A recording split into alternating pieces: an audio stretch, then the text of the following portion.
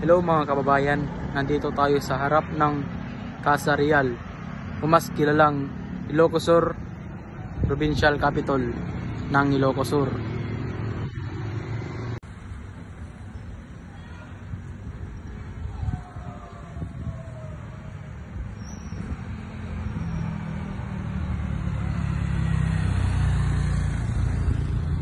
Ang Casa Real sa Vigan City na ngayon ay Ilocos Sur Provincial Capital ay isang makasaysayang gusali na itinayo noong humigit kumulang 18s.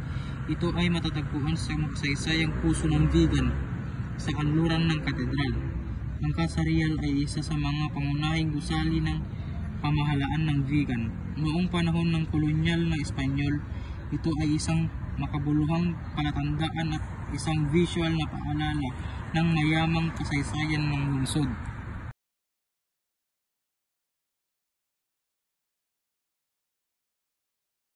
Ang Casa Real ay makikita sa harap ng estatwa ni Elpidio Quirino.